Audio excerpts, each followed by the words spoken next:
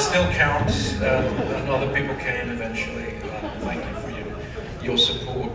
This is incredible to be getting this from the New York Film Critics Circle.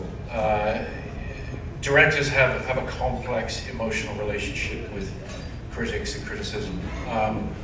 A question we're always asked that's increasingly odd is, do you read reviews?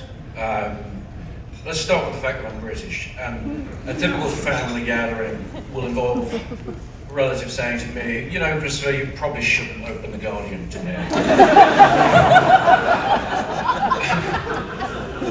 And as opinions proliferate and the risk to critics is the voices are aggregated to votes rather than individual voices.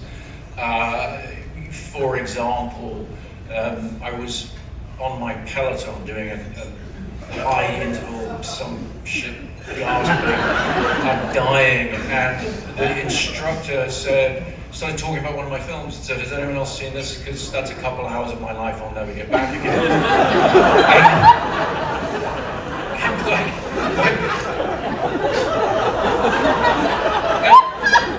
When Rex Reed takes a shit on your film, he doesn't ask you to work out more with him. So, in today's world, where opinions are everywhere, there's this sort of idea of film criticism as being democratized, but I, for one, think the critical appreciation of film shouldn't just be an instinct, it should be a profession. And what we have here tonight is a group of professionals who attempt objectivity. And obviously writing about cinema objectively is a paradox, but the aspiration to objectivity is what makes criticism vital and timeless and useful to filmmakers, to the filmmaking community.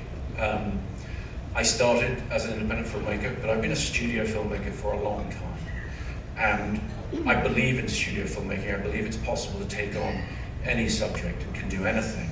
But when you take on a serious subject, and the story of Oppenheimer, the story of the birth of nuclear weapons, something that's very important to me and I think very important to the world.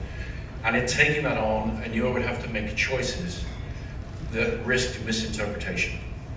And in today's world, as well, all of us really, but as filmmakers and creators, you can't hide behind authorial intent. You can't say, well, this is what I intended, whatever you understood it to be.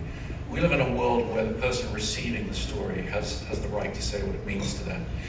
And I, for one, love that, because it means the work should speak for itself.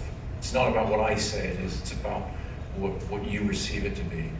But in that world, the role of the professional critic, the interpreter, the person who tries to give context for the readers, context to some of the choices that filmmakers are forced to make, and make on purpose, and context, historical context for where a piece of work sits in the great artistic continuum and the history of motion pictures.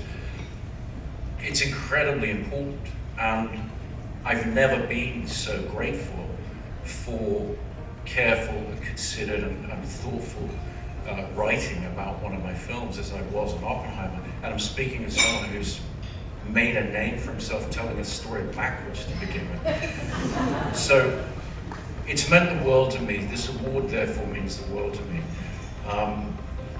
So many people helped me with this. Far too many people to name here. An incredible cast, as Jonah was pointing out, some of whom are here tonight. An amazing DP, incredible crew, a very, very supportive studio at Universal. So many people coming together to work on something with such a great spirit.